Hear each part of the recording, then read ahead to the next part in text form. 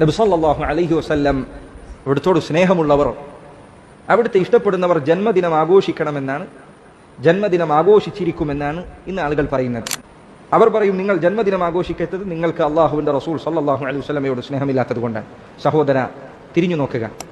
നബി സല്ലല്ലാഹു അലൈഹി വസല്ലമയെ തങ്ങളുടെ ജീവനേക്കാൾ സ്നേഹിച്ച സഹാബികളുടെ ചരിത്രമെടുക്കുക. ഇത്രയധികം സഹാബിമാർ അവർക്കിടയിലുണ്ട്.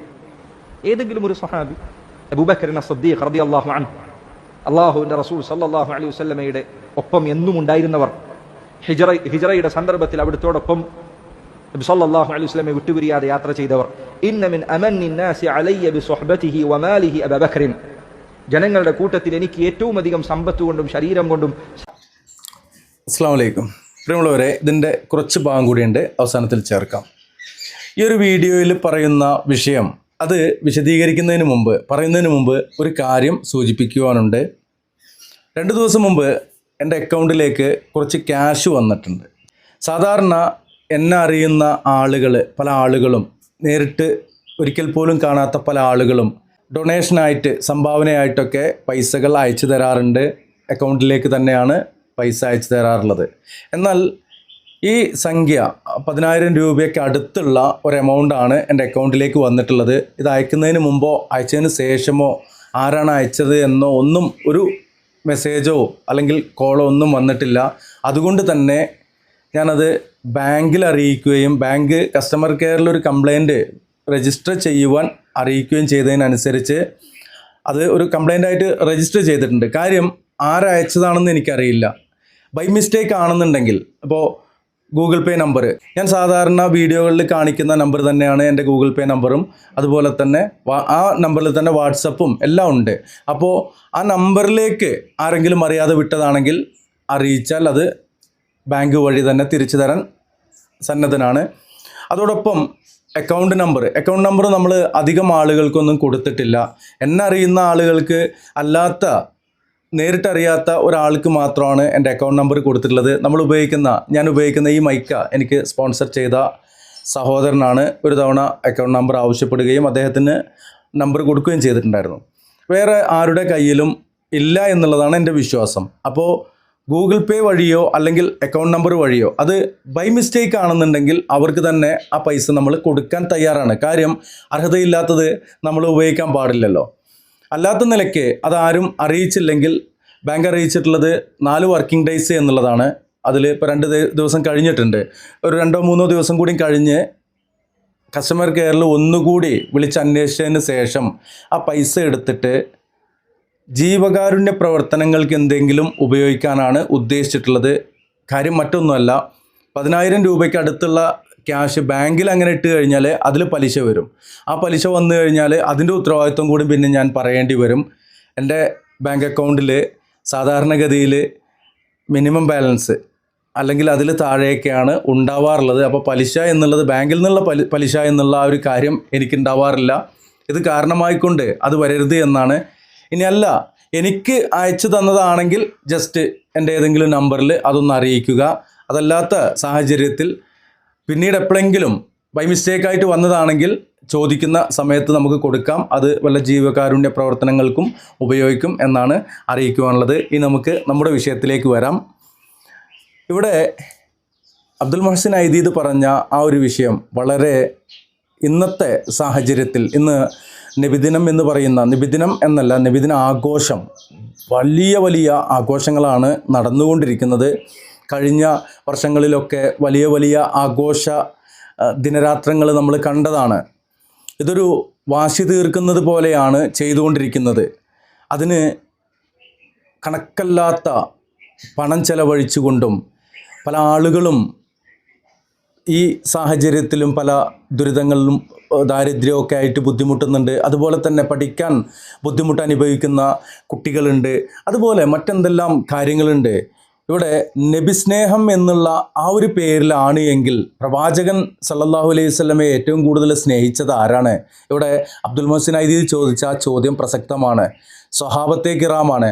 അതിൽ ഒന്നാമൻ അബൂബക്കർ സിദ്ദീഖ് റളിയല്ലാഹു തആല അൻഹു ആണ്. ഒരു നബിദിനം റസൂലുള്ളാഹി സ്വല്ലല്ലാഹു അലൈഹി വസല്ലമയുടെ വഫാത്തിന് ശേഷമോ വഫാത്തിന് മുമ്പോ കഴിച്ചിട്ടുണ്ടോ? പിന്നെ നബിദിന ആഘോഷം എന്നാണ്. നബിദിനം എന്നുള്ള ആ ഒരു ഇതിലല്ലോ, നബിദിന ആഘോഷം എന്നുള്ളതിലല്ലേ. ആഘോഷങ്ങൾ എങ്ങനെയാണ് ഇസ്ലാമിൽ പഠിപ്പിച്ചിട്ടുള്ളത്, എന്തൊക്കെ ആഘോഷങ്ങളാണ് ഇസ്ലാം പഠിപ്പിച്ചിട്ടുള്ളത്. ഇനി ഏതൊരു കർമ്മം നാം ചെയ്യുകയാണെങ്കിലും അതിനെല്ലാം അതിൻ്റെ ഷർത്തും ഫർളും സുന്നത്തും ഒക്കെ ആയിട്ട് നമുക്ക് കുറേ കാര്യങ്ങൾ പഠിപ്പിച്ചു തരാറുണ്ടല്ലോ. ഇതിനെക്കുറിച്ച് എന്ത് കാര്യങ്ങളാണ് നമുക്ക് പഠിപ്പിക്കപ്പെട്ടിട്ടുള്ളത്? ഖൈർനാസ് കർണിക്കറിയില്ല, സുമല്ലദീനലുനഹും സുമല്ലദീനലുനഹും. ഈ 3 നൂറ്റാണ്ടിലെ അല്ലെങ്കിൽ ഈ 3 കാലഘട്ടത്തിലെ ആളുകൾക്ക് ആർക്കും തന്നെ അറിയില്ല. അതിൽ ചൊല്ലിപ്പറയുന്ന കാര്യങ്ങൾ ഈ 3 കാലഘട്ടം, ഈ 3 തലമുറയുടെ കാലം കഴിഞ്ഞിട്ട് വന്ന ചില ആളുകൾ കൊണ്ടുവന്നതാണ്. മലിക് മുളഫർ എന്ന് പറഞ്ഞാൽ ഷിയ രാജാവായിരുന്നു. ഷിയാക്കൾക്ക് പ്രവാചകൻ സല്ലല്ലാഹു അലൈഹി വസല്ലമ ജനിച്ചു എന്ന് പറയുന്ന ആ ദിവസം, ഇവിടെ കൂടുതൽ പ്രബലമായ അഭിപ്രായം റസൂലുള്ള വഫാത്തായി അന്നാണ് എന്നുള്ളതാണ്. ആ വഫാത്തായ ദിവസം ആഘോഷിക്കുക എന്നുള്ള ആ ഒരു കാര്യമല്ലേ ചില ഇസ്ലാമിൻ്റെ ശത്രുക്കൾക്ക് സന്തോഷമുള്ള ആ ഒരു ദിവസമല്ലേ ആഘോഷിച്ചുകൊണ്ടിരിക്കുന്നത്. ഇവിടെ വീണ്ടും വീണ്ടും പറയുന്നു, അള്ളാഹുവിൻ്റെ ഹബീബ് സല്ലല്ലാഹു അലൈഹി വസല്ലമയുടെ ജന്മദിനം ആഘോഷിക്കാൻ നമുക്ക് നിർദ്ദേശമുണ്ടായിരുന്നുവെങ്കിൽ, മുൻമാതൃകയുണ്ടായിരുന്നുവെങ്കിൽ അതിൻ്റെ മുമ്പിൽ നിന്ന് നമ്മൾ ആഘോഷിക്കും അല്ലേ? നമ്മൾ പെരുന്നാളുകൾ നമുക്ക് നൽകിയ ആ ഒരു വൃത്തത്തിനുള്ളിൽ നിന്നുകൊണ്ട്, അനുവദനീയമായ കാര്യങ്ങളിൽ നിന്നുകൊണ്ട് നമ്മൾ പെരുന്നാളുകൾ ആഘോഷിക്കുന്നില്ലേ? എന്നാൽ നബിദിനം നമ്മോട് ആഘോഷിക്കാൻ പറഞ്ഞിട്ടില്ല, നമ്മൾ ആഘോഷിക്കുന്നില്ല. എന്നാൽ ഇവർ പറയുന്നത് നബിയോട് സ്നേഹമില്ല എന്നുള്ളതാണ്. നിങ്ങളെക്കാൾ കൂടുതൽ, ഇത് ആഘോഷിക്കുന്നവരെക്കാൾ കൂടുതൽ സ്നേഹം സഹാബത്തെ കിറാമിനല്ലേ, താബീയങ്ങൾക്കല്ലേ, തബഉ താബീയങ്ങൾക്കല്ലേ, അഇമ്മത്തിൻ്റെ ഉലമാക്കൾക്കല്ലേ? ജീവിതം ഇസ്ലാമിക പഠനത്തിന് വേണ്ടി നീക്കിവെച്ച പണ്ഡിത പടുക്കൾക്കല്ലേ? അവർ ചെയ്യാത്ത ഈ ഒരു കർമ്മം നാം വൃത്തികെട്ട രൂപത്തിൽ എന്ന് പറഞ്ഞാൽ തെറ്റിദ്ധരിക്കൊന്നും വേണ്ട. എന്തെല്ലാം കോപ്രായങ്ങളാണ് ഓരോ വർഷവും ഇവർ കൂട്ടി കൊണ്ടുവന്നുകൊണ്ടിരിക്കുന്നത്. പ്രിയമുള്ളവരെ, മനസ്സിലാക്കുക. ഈ ഒരു വീഡിയോയിലൂടെ ഈ ഒരു കാര്യം അറിയിക്കുക. അതോടൊപ്പം ആ ഒരു ബാങ്ക് അക്കൗണ്ടിലേക്ക് വന്ന ആ പൈസയുടെ കാര്യം അറിയിക്കുക എന്നുള്ളതാണ് കൃത്യമായ ആ ഒരു കാര്യം പറഞ്ഞുകൊണ്ട്. ആ പൈസ അയച്ച ആളുടെ പേര് എനിക്കറിയാം, ബാക്കിയൊരു ഡീറ്റെയിലും കയ്യിലില്ല. അദ്ദേഹം ഈ വീഡിയോ കാണുന്നുണ്ടെങ്കിൽ, ബൈ മിസ്റ്റേക്ക് കാണുന്നുണ്ടെങ്കിൽ നിങ്ങൾക്ക് അറിയിക്കാം. ബാങ്കിലൂടെ ഞാനത് നിങ്ങൾക്ക് തിരിച്ചു തരാനുള്ള സൗകര്യം ചെയ്യാം. എനിക്ക് ഈ പൈസ ബാങ്കിന് നമ്മളൊരു കൺസെൻറ്റ് കൊടുത്തു കഴിഞ്ഞാൽ അവർക്ക് തന്നെ തിരിച്ചത് ചെയ്യാൻ കഴിയും. നിങ്ങൾ നിങ്ങളുടെ ബാങ്കിൽ അറിയിക്കുക മാത്രമേ വേണ്ടുള്ളൂ. നിലവിൽ കംപ്ലൈൻറ്റ് രജിസ്റ്റർ ചെയ്തതായത് കാരണം കൊണ്ട് അത് നിങ്ങളുടെ കയ്യിൽ നിന്ന് നഷ്ടപ്പെട്ട മുതലാണെങ്കിൽ, പണമാണെങ്കിൽ അത് നിങ്ങളിലേക്ക് തന്നെ എത്തും. അല്ല, അതൊരു സംഭാവനയുടെ അർത്ഥത്തിലാണ് നിങ്ങൾ നൽകിയത് എങ്കിൽ അത് അറിയിക്കുക.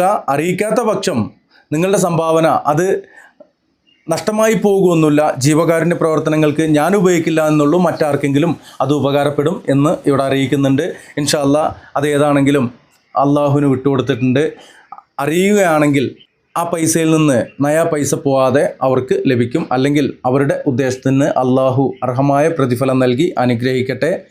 ഒരിക്കലും പാഴാവില്ല എന്നുള്ള ആ ഒരു കാര്യമാണ് പറയാനുള്ളത്. ഇവിടെ നബിദിനം എന്ന് പറയുന്ന ആ ഒരു വിഷയം നബിയോട് സ്നേഹമില്ലാത്തത് കൊണ്ടല്ല, പ്രവാചകർ സല്ലല്ലാഹു അലൈഹി വസല്ലമയോട് സ്നേഹം ഉള്ളത് കൊണ്ടാണ്. നിങ്ങൾ ഈ ആഭാസം നടത്തരുത്.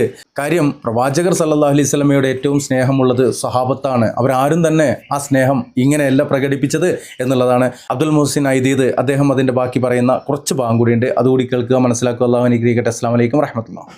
ജനങ്ങളുടെ കൂട്ടത്തിൽ എനിക്ക് ഏറ്റവും അധികം സമ്പത്ത് കൊണ്ടും ശരീരം കൊണ്ടും സഹായം ചെയ്തത് അബൂബക്കർ സദ്ദീഖാണ്.